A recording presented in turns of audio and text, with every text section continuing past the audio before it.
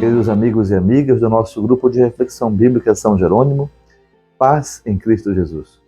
É uma alegria nos encontrar novamente para meditarmos juntos um trecho do Evangelho que a liturgia de hoje nos presenteia na festa de Santa Lúcia dos Pobres. O texto é do Evangelho de São Mateus, capítulo 18. Nessa ocasião, os discípulos aproximaram-se de Jesus e lhe perguntaram: quem é o maior no reino dos céus? Ele chamou perto de si uma criança, colocou-a no meio deles e disse: em verdade vos digo, se não mudardes e não vos tornardes como as crianças, de modo algum entrareis no reino dos céus. Aquele, portanto, que se tornar pequenino como esta criança, esse é maior no reino dos céus. Não desprezeis nenhum desses pequeninos, porque eu vos digo que os seus anjos no céu veem continuamente a face do meu Pai que está nos céus. Que vos parece? Se o homem possui 100 ovelhas e uma delas se extravia, não deixa ele as 99 nos montes e vai à procura da extraviada? Se consegue achá-la, em verdade vos digo, terá maior alegria nela do que nas 99 que não se extraviaram. Assim também, não é da vontade do vosso Pai que está nos céus que um desses pequeninos se perca. Palavra da salvação. Então, o texto de hoje, do quarto grande discurso do Evangelho segundo São Mateus, é o chamado discurso eclesial. Falamos sobre a igreja e, de maneira ainda mais própria, fala sobre o discípulo, ou o caminho do discipulado. De fato, o texto abre com uma pergunta posta a Jesus da parte dos discípulos: quem é o maior no reino dos céus? Bom, o reino dos céus é uma expressão típica mateana, e não é tão interessante a expressão quanto aquilo que provoca a pergunta. O Senhor usa, na sua resposta, uma simbologia bonita. Pega uma criança. De fato, o texto joga com duas palavras distintas.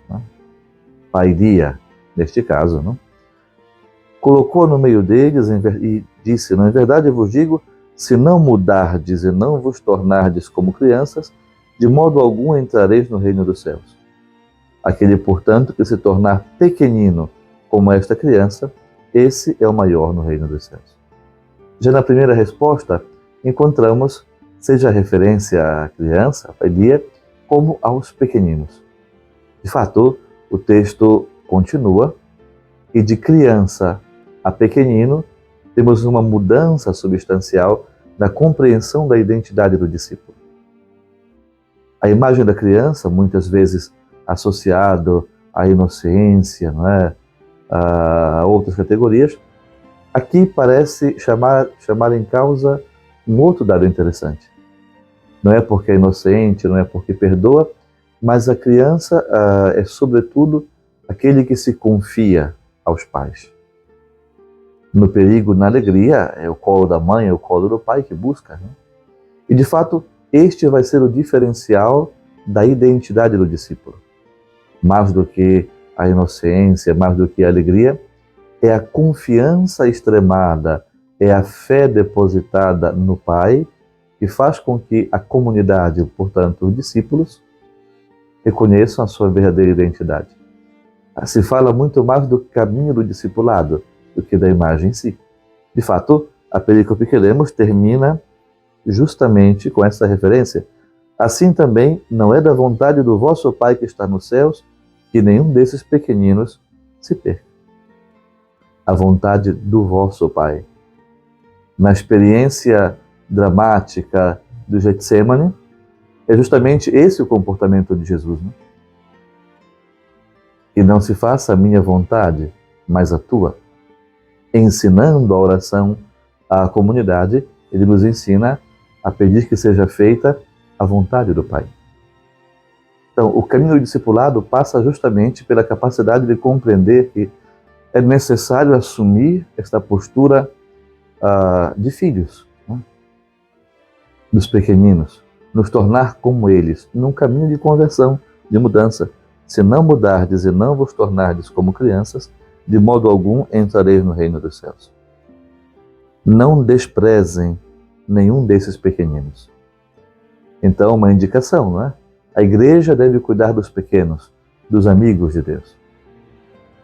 Então, o cuidado para com os pequenos e pobres e a sensibilidade da igreja para descobrir quem são esses pequenos e cuidar deles é fundamental.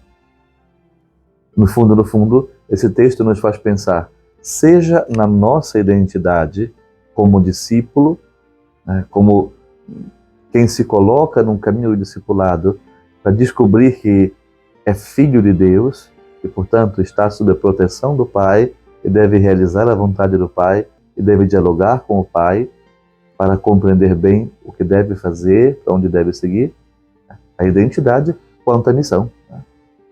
Então, olhar com os olhos do Pai e perceber quem são os pequeninos amados do Pai com amor privilegiado e cuidar deles, né? Anunciando o Evangelho, ajudando no processo de cura, de libertação. Né? É muito bonito. É a síntese daquilo que deve ser a missão da igreja, da identidade e da nossa missão. Junto a isso, a igreja hoje nos apresenta uma figura muito interessante, Santa Lúcia dos Pobres.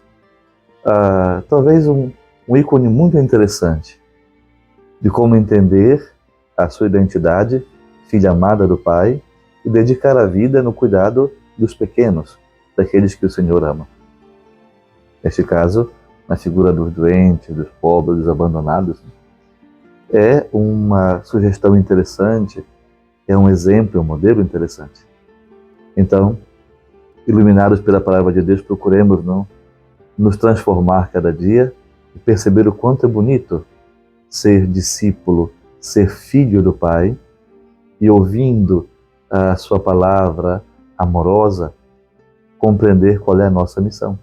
Como Santa Lúcia, como tantos homens e mulheres que cuidam dos pequenos, se tornam os amados filhos de Deus. Um abraço grande, até o nosso próximo encontro, aqui no nosso grupo de reflexão bíblica São Jerônimo.